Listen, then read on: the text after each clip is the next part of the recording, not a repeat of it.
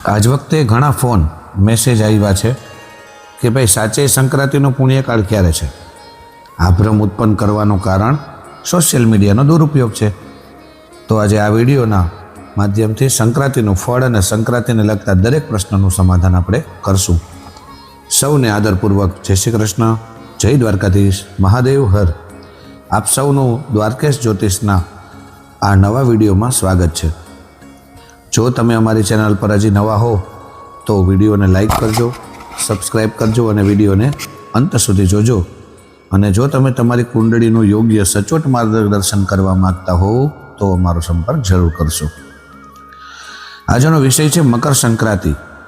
દર મહિને સૂર્યદેવ રાશિ પરિવર્તન કરે છે, તેને સંક્રાંતિ કહે છે. હવે સૂર્યદેવ ધન રાશિમાંથી મકર રાશિમાં પ્રવેશ કરશે એટલે એને મકર સંક્રાંતિ કહેવાય છે.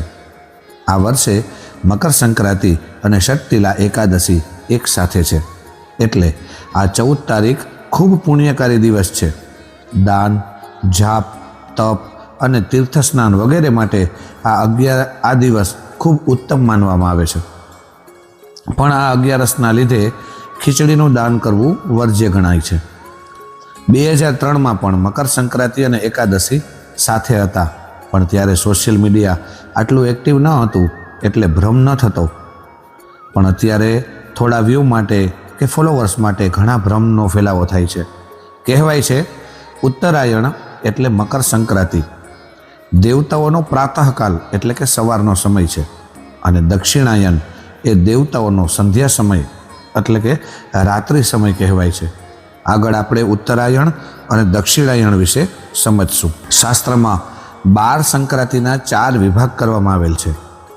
પહેલી ષડશીતિ સંક્રાંતિ, જ્યારે સૂર્યદેવ મિથુન, કન્યા, ધન અને મીન રાશિ આ કોઈ પણ રાશિમાં પ્રવેશ કરે ત્યારે તેને ષડશીતિ સંક્રાંતિ કહેવાય છે.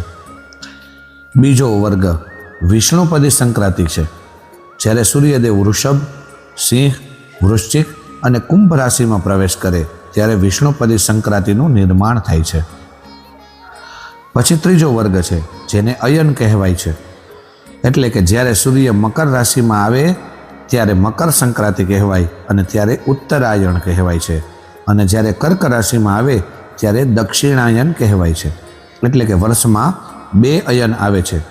જૂન આસપાસ જ્યારે સૂર્ય કર્ક રાશિમાં જશે ત્યારે દક્ષિણાયન થશે, એટલે કે દક્ષિણાયન કહેવાય.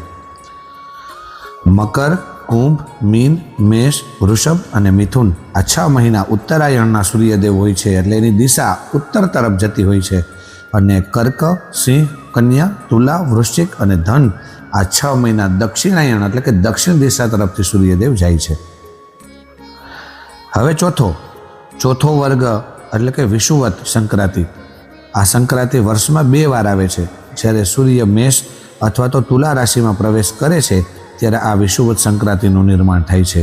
અને આ સંક્રાંતિમાં પણ દાન, પુણ્ય અને તીર્થ સ્નાનનું ખૂબ મહત્વ છે. હવે મેઇન વાત ઉપર આવીએ તો સંક્રાંતિ 14 તારીખે કરવી કે 15ના? તો 14 તારીખે બપોરે સૂર્યદેવ 3:13 મકર રાશિમાં પ્રવેશ કરે છે પોરબંદરના હિસાબથી. એટલે કે તે દિવસે જ દાન, પુણ્ય અને તીર્થ સ્નાન એમનું મહત્વ છે અને તે દિવસે જ કરવું જોઈએ. દિવા સંક્રમે પુણ્યમ દીવમેવતુ રાત્રૌ તુ સંક્રમણે ભાનોર દિનાદ્વર સ્નાન દાનયોહો. જો સૂર્યની સંક્રાંતિ દિવસે હોય તો આખો દિવસ સ્નાન, દાન, પુણ્ય કરી શકાય છે. ઉપરનો શ્લોક એમનું પ્રમાણ છે.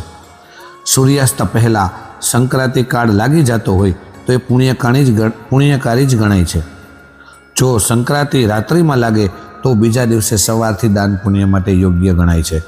એક શ્લોક છે, અદ્ય પંચદશ ઉર્ધ્વ વપંચદશેતિ દક્ષિણાયને વિશતિ પૂર્વા મકરે વિશતિ પરા. જે સામાન્ય સંક્રાંતિ આવે એટલે કે અયનને છોડીને જે સંક્રાંતિઓ આવે છે એમાં 20 ઘડી પહેલાં એટલે કે લગભગ 8 કલાકની આસપાસ, તો એ 8 કલાક પહેલાં અને 8 કલાક પછી એ બંને પુણ્યકાળ જ ગણાય છે. પણ જ્યારે સંક્રાંતિ એટલે કે મકર સંક્રાંતિ આવે ત્યારે 40 ઘડી પહેલાં અને 40 ઘડી પછી એ ત્યાં સુધી એનો પુણ્યકાળ શરૂ થઈ ગયેલો ગણાય છે. આ પ્રમાણ પણ ચાલીએ તો 14 તારીખે સવારે પણ તીર્થ સ્નાન અને દાન વગેરે તમે સૌ કરી શકો છો.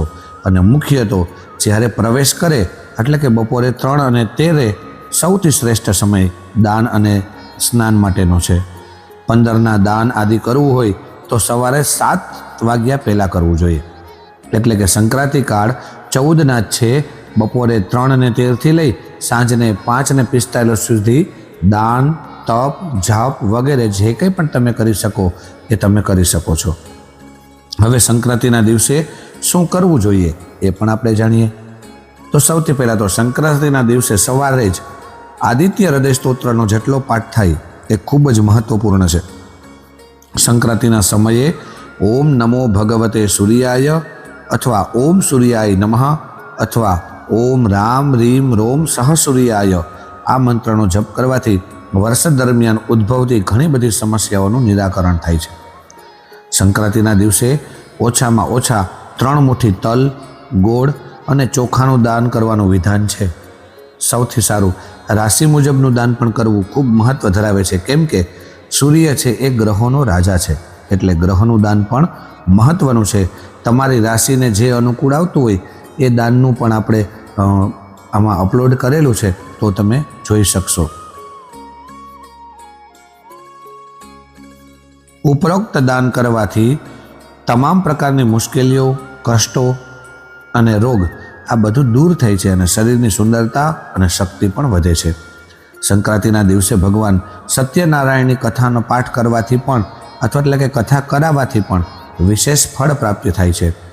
ઘી, દૂધ, શક્તિ હોય તો સોનું અલગ અલગ કાંસાના વાસણોમાં ક્ષમતા મુજબ મૂકી, શક્તિ પ્રમાણે મૂકી, ચંદન વગેરેથી પૂજા કરી અને સંક્રાંતિના સમયે તેનું દાન કરવાથી તમારું તેજ, આયુષ્ય અને આરોગ્ય આ બધાની વૃદ્ધિ થાય છે. સંક્રાંતિના સમયે તેલ લગાવી અને શુદ્ધ સ્નાન કરવું જોઈએ. સોના, ચાંદી કે ત્રાંબાના અથવા તો પલાસથી બનેલા વાસણમાં ઘી અને શક્તિ મુજબ સોનું રાખી અને તેમાં પોતાના શરીરનું પ્રતિબિંબ જોઈ અને તેનું દાન કરવાથી વ્યક્તિની સુંદરતામાં વધારો થાય છે. તો આ સિવાય પણ સંક્રાંતિના ઘણા બધા પુણ્યના કાર્ય છે. આપણી શક્તિ પ્રમાણે બને તેટલો ગોળ, તલ છે, તિલ, ગુડ વગેરે, વસ્ત્રદાન છે, કાળા દાન છે, લાલ દાન હોય છે, અમુક રાશિઓના પીળા દાન છે, અમુકના સફેદ છે, સોનું, ચાંદી, રૂપું અથવા તો શક્તિ પ્રમાણે દ્રવ્ય એટલે પૈસા, આવી રીતે દક્ષિણા દાન કરી શકો છો. અને આ વિડીયોમાં બસ આટલું જ. મળશું તમને નવા વિડીયોમાં. જો આ વિડીયો ગમ્યો હોય તો લાઈક અને સબસ્ક્રાઈબ કરજો અને વિડીયોને વધુમાં વધુ શેર કરજો. સૌને આદરપૂર્વક જય શ્રી કૃષ્ણ. જય દ્વારકાધીશ. મહાદેવ હર.